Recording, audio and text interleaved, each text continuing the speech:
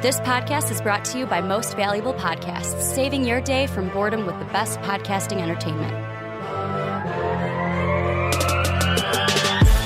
What's up? Real MVPs, Ricky Widmer here, along with my fellow superfan, Dave Oster. Hey, Ricky. We're all super fans of some Chicago team. Yeah.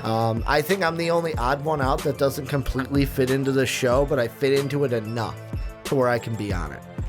We allow it. Being the only non-Bears fan in the room. Yep. That's the only team that I don't cheer for in Chicago. But welcome in two super fans, a roaring review, right? It's like, wait a second, why do I got this purple So we people just eater? opened up and then like, so we're super fans, but that motherfucker's not a super fan. Yeah, well, it's like Sam asked today in the Discord, which patreon.com/mostvaluablepodcast. You could be in the Discord too for as low as $1.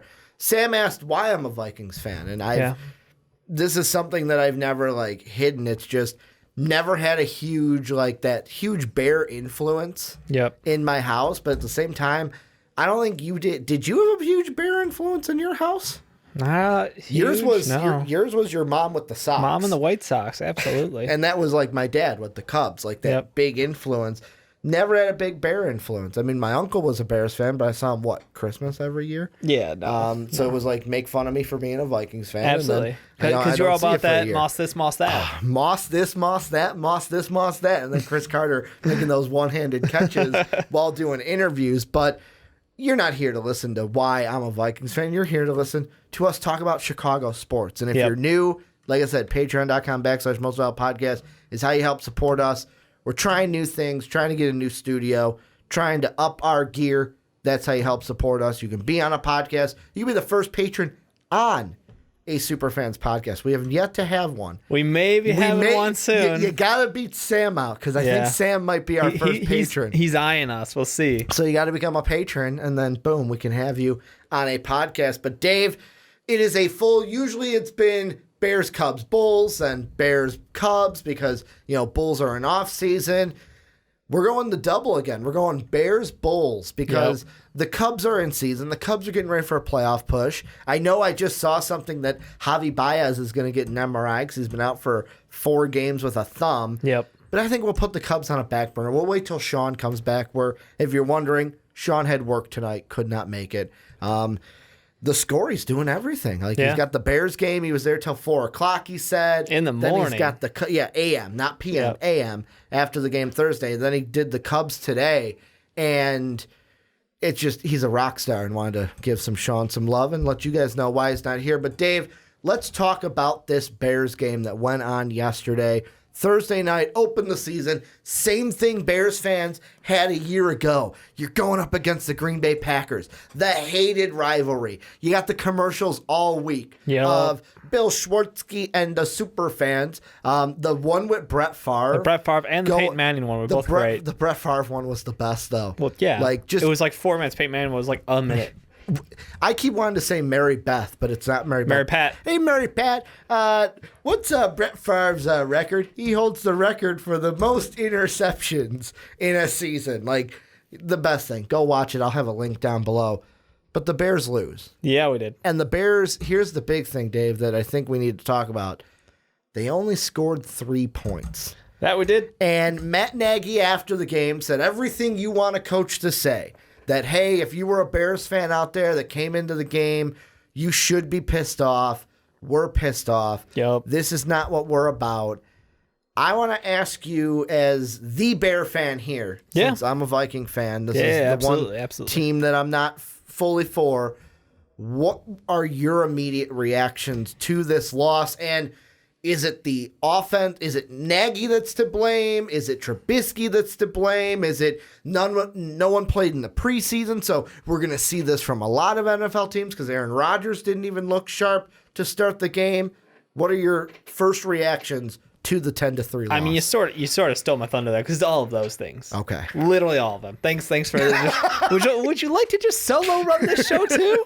Shit, son. Give me something to work with over here. Well, I didn't know if you had one that was like, yes, that's the problem. They're all the fucking problem. Okay. That's the thing. This is game 1 of the season. You didn't play any snaps in the preseason. You literally had Trubisky take 3 snaps, hand off the ball 3 times. That's not being a quarterback. I'm sorry.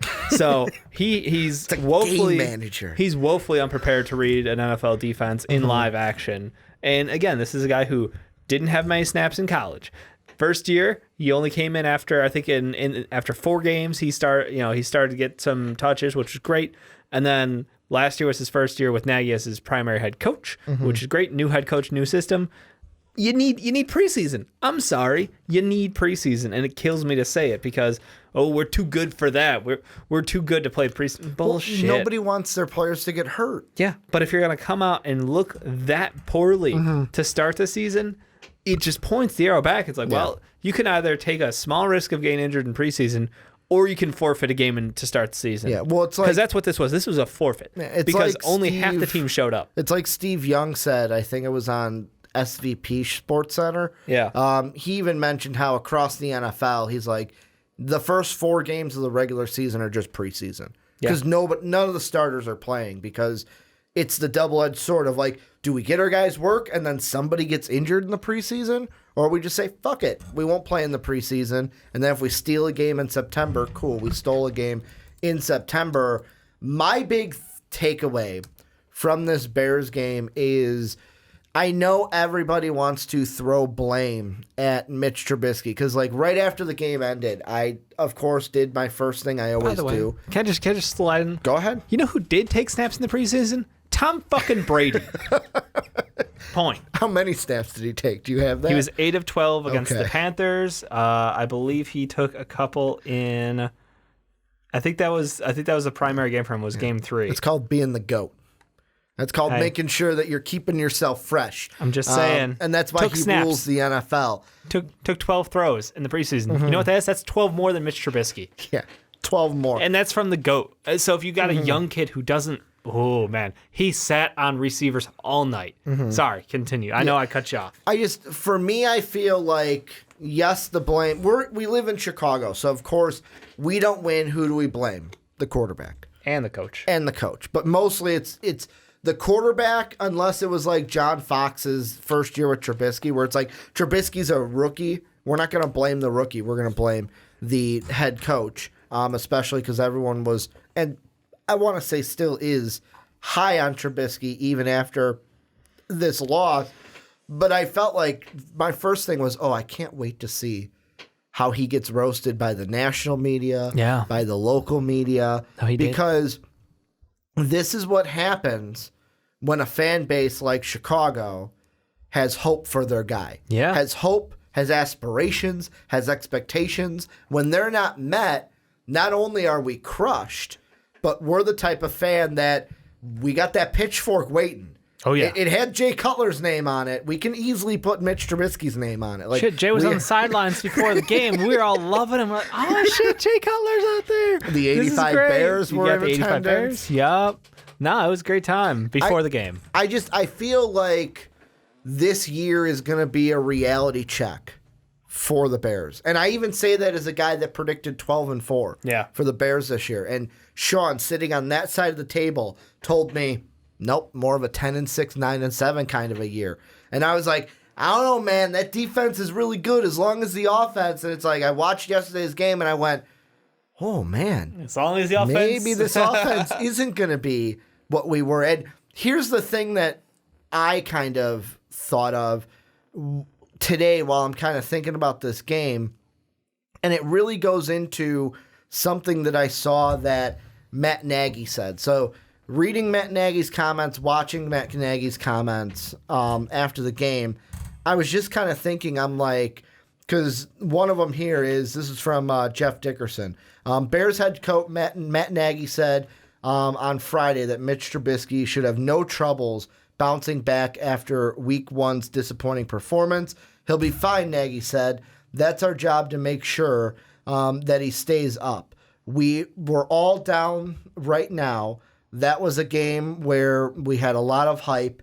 It's a very meaningful game, but at the same time, we have to make sure that we understand that it's week 1.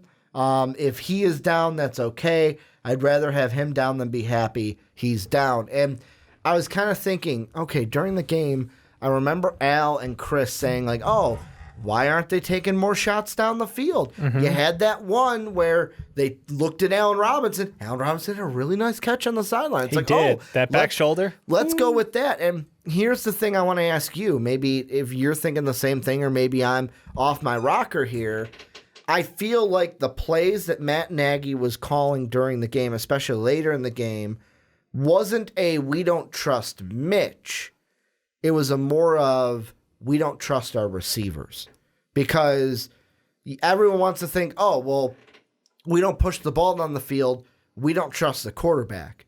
What if it's, no, Nagy trusts Mitch, but we talked about the receivers before week 1 even happened. Like, Allen Robinson and Gabriel are your main two. We talked about going into week 1. Anthony Miller had the injury that he would have to fight through. And then after that, it's like, Cordell Patterson, that Sean's really low on. Javon Wims, who it's like can make an impact, but he's not that Allen Robinson or Taylor Gabriel guy.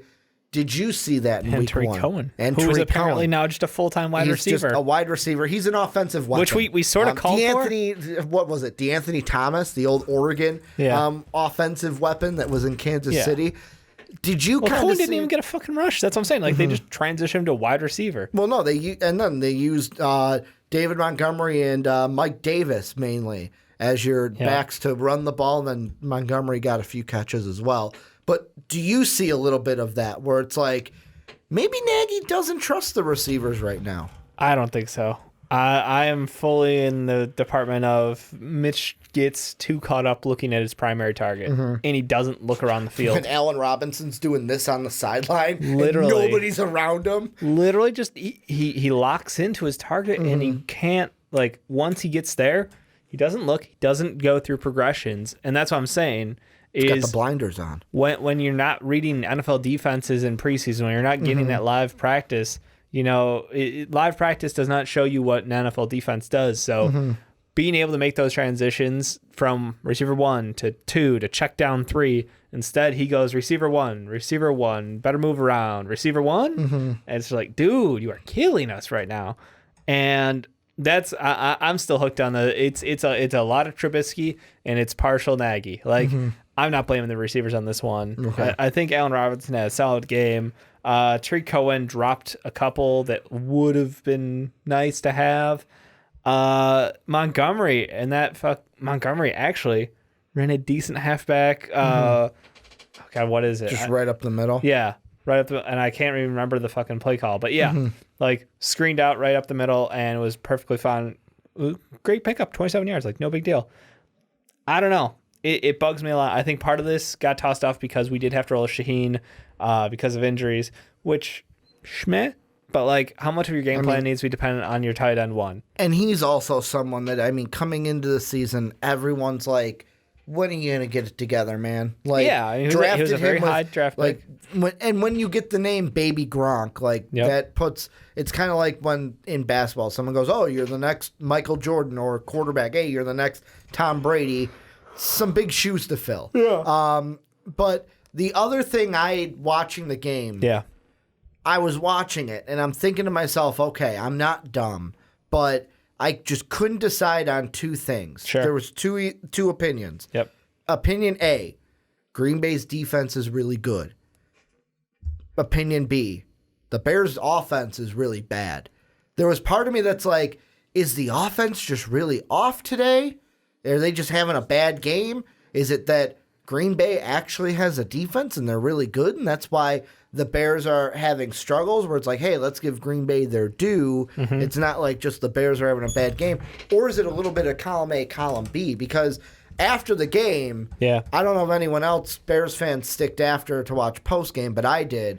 And Aaron Rodgers, when he was talking after the game, the fucking, little cherry on the top is when he just said the line, we got a defense. And the smile he gave was like, holy shit, I can't wait for this year. You're dangerous. Man's dangerous on his own. Now you give him the other half of the ball to play with? Ooh. To you, was it just the offense was bad, or was Green Bay's defense actually locked down good? And it's like, okay, maybe the defense we played was just a really good defense this time. Green Bay's defense played better than I expected. They're not amazing. They weren't incredible. But the fact that our offensive line was struggling mightily hard. 5 sacks? Mightily hard. Not only that, but like just blown coverage. When you've got 5 guys up front and we've shuffled around who's playing where now. Yeah. There's just guys where you watched it parting the Red Seas right for them. Through. Like, yeah, I got that, and then it's all of a sudden both guys turn to one left, one right, and he just goes right between two, and they both go, shit, and it's just like, come on, this shit can't keep happening. And again, it's lack a preseason of snaps. Game. Lack of snaps. There was a hilarious stat that came up. It was like last year we had 12 holding calls on our offensive line for the entirety of the year. We had 3 within the first half last night. Yeah, like. That's called shitty practice. That's called you don't get your guys ready to play in a professional game to start the season. It's embarrassing, honestly. And I will give credit to the Packers defense because they stepped up when necessary. They dropped a couple picks, though. This game could have been embarrassing. Yeah. I keep using embarrassing. I'm sorry. I mean, it's just pin as here. a Bears fan, like, I would be embarrassed. Because, well, that's the thing. Well, I mean, from a pun standpoint. Yeah. That's what It's just they really could have run away with this game, and they didn't, thankfully. So yes, their defense has improved from where it was. Yes, the double addition of the Smiths helped them. Yes, their secondary is getting better, but they missed opportunities. It could have been uglier. Adrian Amos knows his shit, though, and I will give him credit because he was in the right spot. He called. He's like, I know the play. He's like, I know this play. They've done the same thing. Yeah. I'm going to wait on him. I'm waiting on Mitch. And I want to ask you about that particularly because of who the Bears have coming up next week. But I want to ask you something else first. Sure. And I kind of prepped you with this one beforehand about special teams coordinator Chris Tabor. And it made me chuckle because I was like, really? Like, I get what they're trying. Before I even read the quote, I'm just going to give my opinion really quick. I get what you want to do with Eddie Pinheiro. You want to boost his confidence. Made a kick early. Crowd was behind him. That stadium erupted. Holy shit, we made a field goal. I think the funniest part was before he kicked it, half the fans were going up to him, like half were like, shh, exactly. We're all trying to figure out, cheer, don't cheer. It's like Peyton Manning. Well, when Peyton Manning's on the field, man, that Indy crowd was quiet. They were trained, and we just can't shut up. We just can't shut. We don't care. We'll scream during the national anthem. Yeah, Big Jim singing the national anthem. We're screaming during it. Yeah. But yet again, saw this from Jeff Dickerson on ESPN. He said, head coach Matt Nagy confirmed that special teams coordinator Chris Tabor, I don't know how he pronounced it. I had a friend in high school that it was Tabor, so I'm just going to say Chris Tabor, determined pregame that 51 yards into the south end zone was outside of kicker Eddie Pinheiro's range on Thursday night. The Bears chose not to attempt a 51-yard kick in the third quarter and went for it on 4th and 10 and failed to convert. That's Chris, Nagy said, and it's not throwing blame on him. That's what he does, and then that's where we go by. Is there ever a situation where it's a game-winning field goal? Yeah, that's absolutely different, and that's my decision. You guys have seen it happen a few times now, even in the preseason. We're trying to stick by that. And just to make it clear, it's not some number that he puts his finger down on a piece of paper and says, let's go on that one. 51. Too many. Lick the finger. There's the wind. All right. 51 sounds good. That's off of what we did in the pregame. What are your thoughts on that? Like, I get you want to give Pinheiro confidence. You don't want to throw him in there and have him miss a 51-yarder and then kill his confidence. But sometimes you just got to take the training wheels off. Let's go, Pinheiro. It's time to kick. It's time to do your job. Had it been a game-tying, game-winning situation, go for it. Mm-hmm. This was not. This was closing a gap. Didn't matter. It was still a one-score game no matter what you do here. True. I don't mind it that much. You still need the touchdown. Exactly. Yeah. I don't mind it that much because then you're playing for, if we kick this one, maybe we can get it back and then go again and kick another field goal. Like, if that's where your confidence is at for the day, you already got problems. Yeah. I'm sorry. We can't move the ball anyway. So do I blame him for that call? No, I don't agree with it necessarily, but I understand where it's coming from because you're right. It's not quite a win-win situation. It's almost lose-lose. Like, hey, if he misses the kick, We're still a 1-score game. It didn't change. If he makes a kick, still a 1-score game. So you're setting yourself up for nothing, basically. You're setting yourself maybe another kick after that, which who knows those circumstances, probably higher stakes. So, I'm disappointed, but also a little indifferent at the end of the day. It makes me interested to see how the Bears are going to handle Pinheiro this season, because I know Matt Nagy said during the preseason, it's not a problem. Let's be honest. People are thinking about it. It's already a problem. You have to come out and say something. Since the double doink, it's been on everyone's mind of like, hey, what's going on with the Bears kickers? Like, what? We brought in 7 kickers, and then traded for Pinheiro because we didn't like the 6 or 7 that we brought in. So, I mean, that to me is going to be an interesting story the whole way with how often do they have those training wheels on Pinheiro? Just saying, we're not the Vikings. We didn't trade for a guy and then cut him. Yeah, and then he did really good in Oakland because that's just our luck, right? But then you traded for a guy from the Ravens. Yeah. And then you cut him. And then we cut him. That's just our luck. We can't get kickers right either. Hell, we can't get quarterbacks right. Y'all suck at... Which, I want to say this on some air, and I don't have the onside kick as this platform anymore. I tweeted today, because I was thinking about it. I was thinking about the Raiders and everything. I'm going to call this on a podcast. You ready for it? Yep. If Kirk Cousins doesn't get it done in his contract with the Vikings are going to trade for Derek Carr before the 2021 season. By get it done, you mean Super Bowl? Yes. Wow. I mean, if he makes the playoffs and loses, we're going to get rid of him. And if Derek Carr doesn't become something in Oakland, I guarantee for 2021, that season, Derek Carr will be in a Viking uniform, and John Gruden will trade him to us. I dig the prediction. Yeah, that's just what I was thinking. But back to the Bears. Here's the question I wanted to ask you, because it was going off of what you said. Adrian Amos called the play, knew the play. Yep. Guess who you got next week? Yeah. A guy who knows your offense. Just a smidge. A guy who knows defenses and then knows your offense a smidge. Because he game planned for it and practices with Vic Fangio. Now, here's the thing. Yep. Double-edged sword. We haven't seen the Broncos play yet. They played this Sunday. That's the benefit of having the Thursday game. They are the Monday nighter. They're the late one against the Raiders. The Fiesta Bowl. They'll play the late game on Monday. Maybe. But here's another thing that the Bears have to get ready for. Yeah. That altitude in September. Yep. If you ain't ready for a game like, I'm not saying the Bears were gassed in this one, but if you're not ready after no preseason for a game in Chicago against the Packers, that's going to be a problem. On top of a coach, a defensive mind that may know your plays, may know your scripted plays that you run in the first half before you even call them. Is that a problem? Are you worried about that heading into week 2? It's a minor concern. We got bigger problems right now. It's a minor concern. We got bigger problems. We can't move the football. The fact that he knows or potentially knows some of it, I mean, like, look, our play calling's completely changed. Do the Bears get a touchdown against the Broncos? Yeah. Okay. I think we can get a touchdown. Look, I know this past week did not look good. Or is it going to be like the Mitch meme with Patrick? You get 3. No more, no less. Jesus Christ. Whether that touchdown's offensive or defensive, I don't know, and I will not say here. Probably going to be defensive. Joe Flacco's on the other side. Jesus Christ. Our team... Can I just give some credit? Yeah, go ahead. The first 2 drives the Packers attempted to start the game with. Which is it was poetry in motion. Yes. Roquan Smith was flying around everywhere.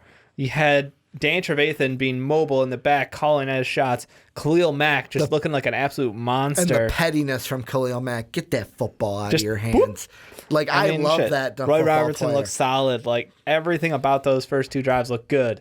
And then Aaron Rodgers was Aaron Rodgers for a minute 35. And when you go hurry up against us, shit, that secondary did not have their shit down. Yeah, and that was bad. There was a couple plays that Kyle Fuller made that were really Kyle Fuller good. looked solid. Yeah, there was a breakup where I think it was the one where Chris Collinsworth made the comment of he wasn't even watching Aaron Rodgers. Right, he was just watching basing Devonta off Adams. Yeah, Adams turned early, went already reached his hand out, and he was like, "All right, I know exactly where it's going." Yeah, and then he just deflected that one. Like, the Bears' defense isn't the problem. And given credit, they played their fucking minds out. Yep. And the thing that was even more impressive about the Bears' defense in this one is last year you got to see it with Khalil Mack being brand new to the team, basically stepping in with he had a week to learn that system before that Packer game last year. Yeah. This one was like, early on, I'm like, okay, the Bears defense is calm to incredible. They were play. -17 to start the game. Like, literally, our defense had moved the ball further towards the Packers end zone than our offense did in 2 drives. It was insane. And I mean, you got to give them credit too when you can. You did a great job when your team loses the game and you held Aaron Rodgers to 10 points. Yeah. So I mean, I'm gonna give him the credit on that side of the ball. We did what we need to do. Buster Screen still terrifies me that we have to play him that much. Maybe he'll surprise me and get better. Maybe we'll just get other people in there who'll get opportunities and take it away from him. I'd be good with both. But I just, when it comes to going up to Denver, playing in altitude, I think the conditioning is definitely the biggest thing to start the season. It's just altitude always mess with you, like you said. Yeah. But also especially the conditioning early in September when, like you said, conditioning. Guys just don't have game shape. Sorry, you didn't play preseason. You're not ready. You had 1 week, and the nice thing is we do get a long week for that, so it's not not terrible. We get a little extra prep time, but it's gonna be tough. It's gonna be absolutely a tough matchup. But this team needs to do the one thing we refuse to do, which have a balanced offense. We got a great running back in the draft. Dave Montgomery is a stud. He got a couple opportunities and looked really good in them.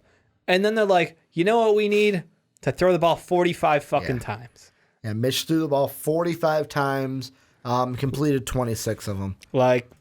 And I think it was, I'm trying to remember, I've listened to so many commentators in the last 12 hours about the Bears. They're talking about how it worked so well last year where Tariq Cohen was a change of pace back.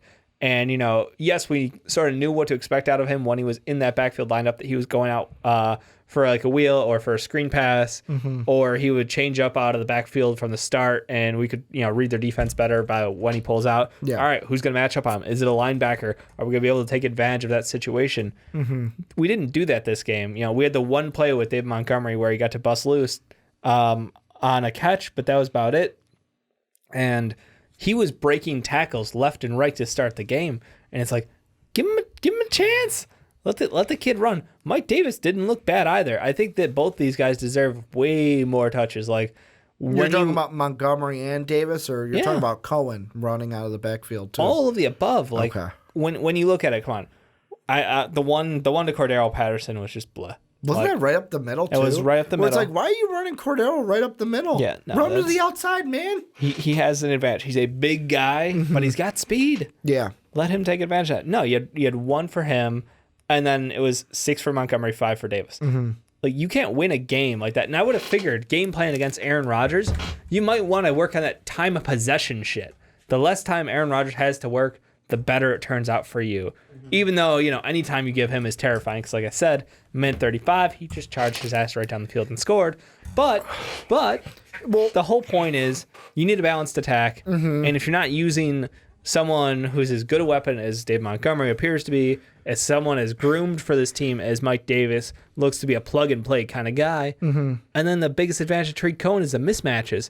When you line him up outside to start, guess what? You're going to get a smaller guy on him, and you're not going to get those linebackers who you get forced onto him, and you just take advantage of them. It just, what are you doing, offensive game plan? What are you doing? Here's what he's doing. You want to know? What? Andy Reid. He learned under Andy Reid. What does Andy Reid do? Forgets he has running backs. Like, that is exactly like Andy Reid had great running backs. I know, he had great running backs, but look at even in KC, because Mark and I would talk about it all the time on the onside kick, where it was like, Andy Reid and KC, it'd be like, okay, good. You got a running game. You got the pass game working good. And then all of a sudden, Andy Reid goes, what's a running back? And then it's like they get one-dimensional. And there's a part of me that's like, is Matt Nagy kind of like that? Because that's who he learned under.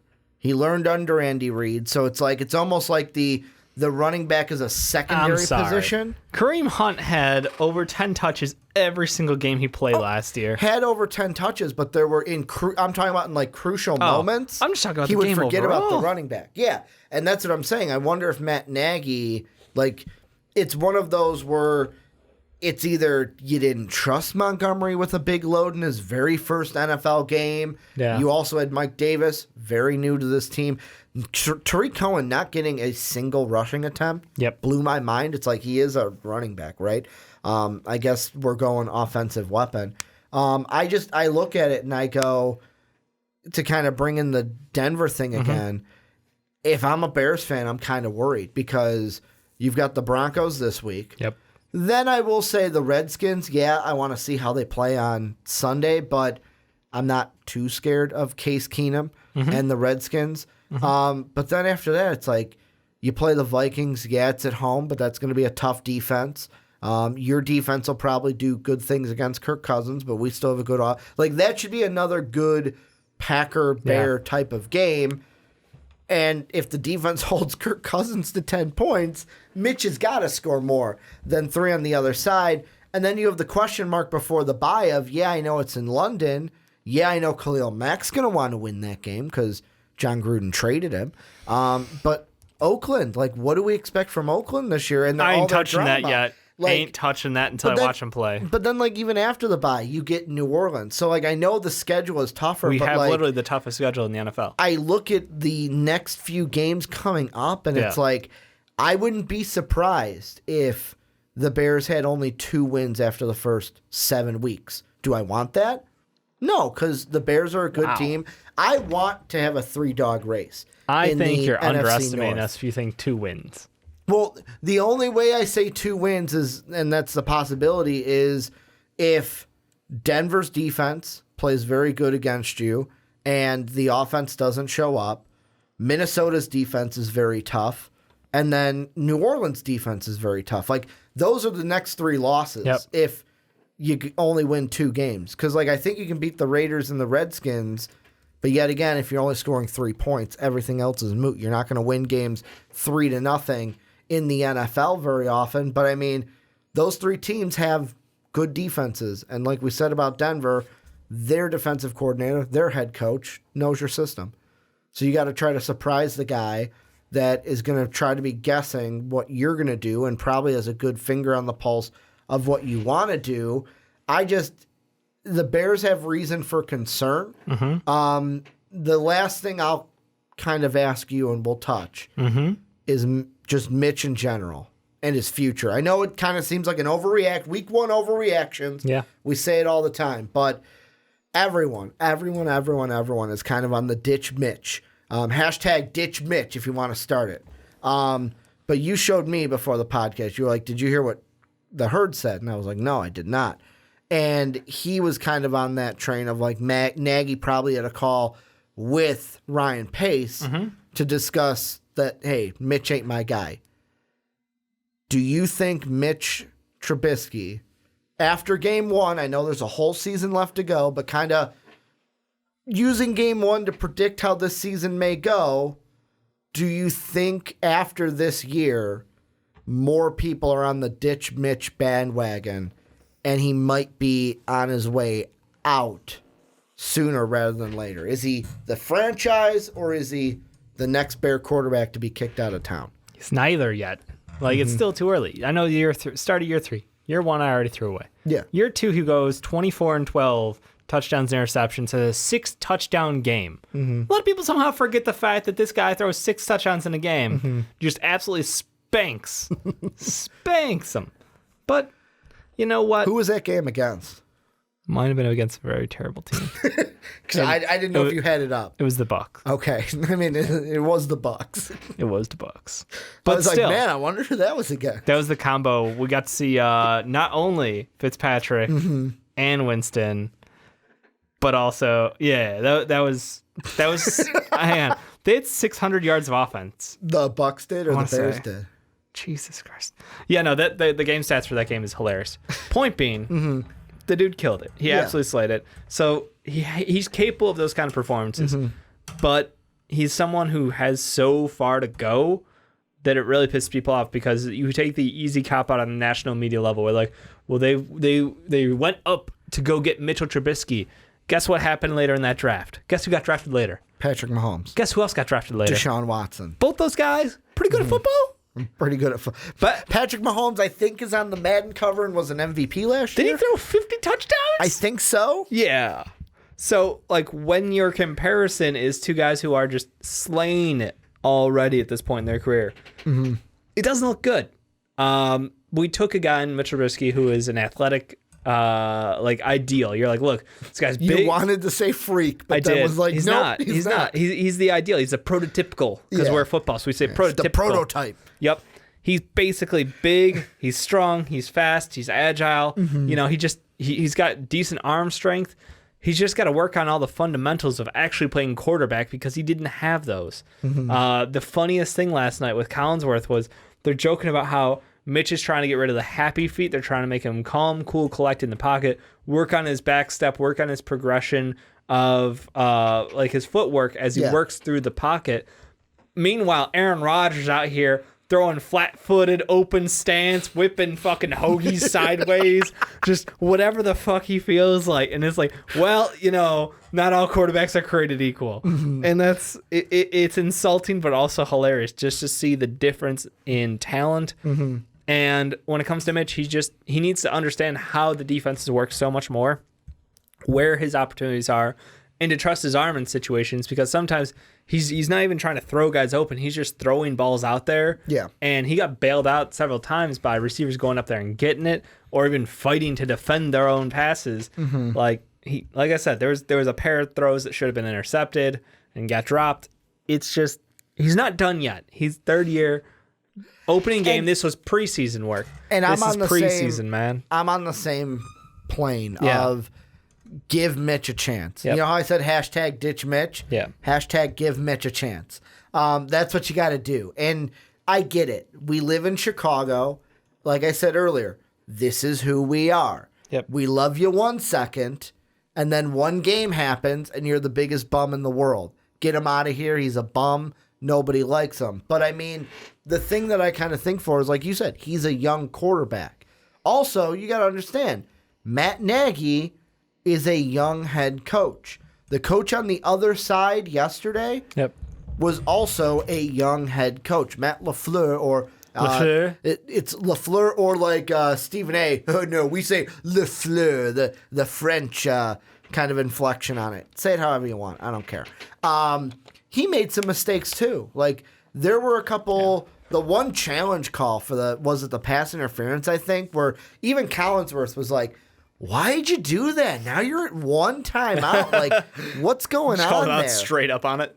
Or there was that one where it was like, yeah, I know it happened in front of your bench, and if you got the call, but it was like, I think it was Taylor Gabriel, the one where they thought he pushed off of the receiver and caught it, and it was like, he stuck out his arm, and your guy's like, whoa, there's an arm. I can't get close to him. There's an arm in my way. No, he didn't push off of him. Like, those, the Packers made some mistakes also. Yeah. And I think the good thing going forward for Mitch and the Bears is here are the next few quarterbacks they're going to have to go up against. Yep. Joe Flacco, who, good veteran, but he's not on Aaron Rodgers' level. Nope. Then you have Case Keenum, or it could be Dwayne Haskins by that point. Who knows? But I'll say Case Keenum. I'm just trolling Redskin fans. Then you have Kirk Cousins, who's probably the next best quarterback you play. Joe Flacco won something. I know, but like I think Joe sadly might be on the journeyman side. I don't on the think downcline, as you would say. Exactly. I don't think he's on the Peyton Manning, hey, let's go to Denver for term 2. Gotcha. He's on the, Ryan Fitzpatrick. He can throw it deep, and now he's got the air under. He's got less air to deal with. He's got that Denver air where the balls just fly. Exactly. So, like, Kirk Cousins may be the best next quarterback you play. Yeah. Derek Carr could surprise you and be a threat. I know. I'm on the Derek Carr bandwagon. Why would he surprise us? Because many people are down on Derek Carr. Because he had a bad year last year, and he hasn't had the weapons to throw to. That's why I'm saying could surprise, because everyone's not on the Derek Carr bandwagon like me. They be sleeping. I watched Hard Knocks, and I was like, you know what, Derek Carr, you're my guy. Like, I love Derek Carr. Man, he's going to do great things. Was he the one who oiled up his arms? Where it's like, did you oil your arm? No, man, it's suntan lotion. I'm a father now. And then the guy off camera, did he oil up his arms? Exactly. Because he was looking buff out there. It was. The next great quarterback, though, you will see is Drew Brees. Yeah. Like, and that's again, the next on the great downside, one you dude's get. 40. Exactly. I know, but it's Drew fucking Brees. Like, that's like Tom Brady, Aaron Rodgers, where it's like, Tom Brady can play till he's 50. I'm only afraid of quarterbacks great. who can run the hurry-up offense. Okay. So to be entirely honest, if you think you can sit back there and pick us apart, you're just fucking wrong. I mean, I think Drew Brees can run a good no huddle. Yeah, he can. They absolutely can. Yeah, with like Alvin but that's Kamara what I'm saying. out there, Like, Michael Thomas. Any other quarterbacks out there, like Aaron Rodgers was only successful when he kept up tempo. Yeah. Every other time, our defensive front seven picks people and they just push them back and push them back. And it's the thing. If they get us running, then we're in trouble. That secondary doesn't communicate well on switches or when you have receivers in motion. So we have to be careful about that. But once teams get rolling, like that momentum just sucks. Which, last question I'll ask you. Yeah. About the defense. Yep. Because of what we saw in game one. Yeah. Is the defense going to have to get more takeaways this season? Are they going to have to say, hey, let's try to get more takeaways to give Mitch and this offense more chances? No, they're like, nah, Mitch got us this year. We're just going to play chill. I get takeaways are always like, if you got to get them. But it's like, is this something where last year the Bear defense really didn't need many takeaways? Yeah, like, we did. We needed all of those. You had them, but it's like you won 12 games. We could have won more. You could have won more. You could have won 16-0. Literally, there was the 4 games we lost were all, I think they were all one possession games. They were. And out of those, it was like one was overtime. One was the bullshit in New York. Like that onside kick. Bullshit. I'm telling you, like all those games. Yes, more turnovers better. Now, let's see. I'm looking up last year's. It was stats. Green Bay, and that was 23-24. It was Miami, which was an insane game, 28-31. Okay. I stand corrected. Bears had the most turnovers last year at 36. Takeaway. Defense turnovers. The next one behind you was the Cleveland defense had 31. But the Bears had 27 INTs and 9 fumbles. Yeah, I don't think it's defense. possible to get better than that. Well, we're going down from it. There's no way our defense is as good as last year. And is that because we lose it? Pagano's good, but he's not as good as Fangio. Then I'll ask you this: Yeah, is this going to be a year of like? I'm not going to say the offense. Mitch was supposed to grow. That was the answer. In game one. The game one, he didn't show any growth. He looked worse than last year. But does this offense then this year, if this is the trend, and we're assuming it gets a little better, but the growth is, let's say, a little than a lot. I'm hoping it's we're hoping it's a lot. Hoping but it's like a 180. Let's say it's not, devil's advocate. Sure. Is if the defense not being at that 36 turnovers in a season, takeaways in a season, is that just going to magnify this, and then it's going to be like the meme, ooh, we're not going to have a good time. Hence, 8, 9, 10 win season is on the record for us. There's a reason. Absolutely. Like, that's the thing. I don't think it magnifies shit, because the defense played their ass off and held Aaron Rodgers to a single touchdown, and that was literally just because he got us sleeping twice in a row. Yeah. So, with that being said, no, the defense is going to get all the credit for any success this team has. If Mitch Trubisky comes around and throws 7 touchdowns, like, man, he's lucky he had that defense to carry his ass. Yeah. Like, I'm sorry, that's where we're at on this team, because he has to earn so much respect from the media, from his team, from everyone, from the coaches. Like, is it just a quarterback, like being a Bears quarterback, where it's like you're behind the 8 ball? Because being a quarterback in the NFL. I feel like in Chicago, it's kind of like Look, earn the trust of Jay Bear Cutler was our fans. best quarterback and people ever. hated him. And people hate him. Statistically, our best quarterback ever. I think the only quarterback that, like, most Bear fans didn't hate was Jim McMahon, but I wasn't even alive. Most people hated him after. Yeah, and I'm saying during. Like, nobody liked Sexy Rexy, but Sexy Rexy was ironically. Ironically. Fuck it, Unleash the Dragon. Unleash the Dragon. I'm trying to think of the other Bear quarterbacks where it's like, who? Oh yeah, I remember Jim Miller. Like Jim Miller was one where I love Jim Miller. I remember the connection that our sixth grade teacher, one of them, made. She was a huge Patriot fan. Yep. She wanted Bears Patriots again. Made all these connections. Connected Jim Miller to Jim McMahon. They both. Oh, that was it. They both had quarterbacks that were named Jim. They had the last name that started with an M. Yep. It was all these like weird coincidences with that season, and it never happened. We had Shane. We had so many bad quarterbacks. So that's the thing.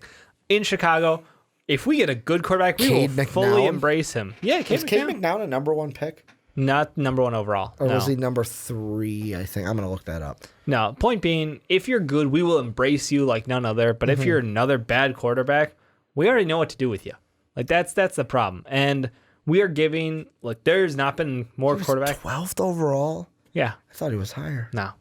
We have not given a quarterback as much love as we've given Mitch Trubisky in a decade. Easy. Like, this kid has the keys. All he has to do is get slightly better. So, to end this segment, I'm going to throw some, not some hate, but just some funniness at Browns, Bengals, and Lions fans.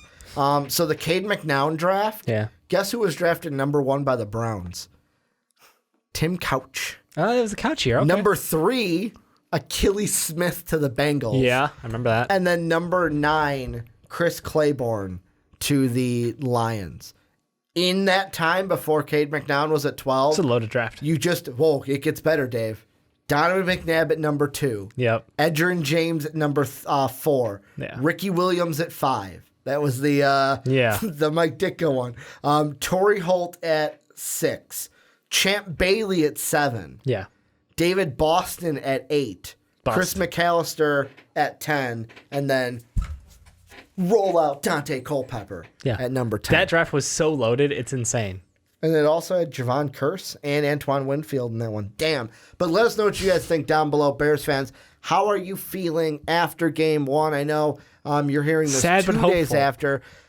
I would say hopeful. Bears are going to be a good team. Bears are going to be in a fight. It's like, I didn't bring this up, but I will. It's like Adam Rank from NFL Network posted, because he's a big Bears fan. He goes, in 2018, lost to the Packers week 1, won the division. # Bears 100. So that's the optimism for you guys. You lost week 1 last year. You won the division in the end. It's still possible. It can happen. But let us know what you guys are thinking.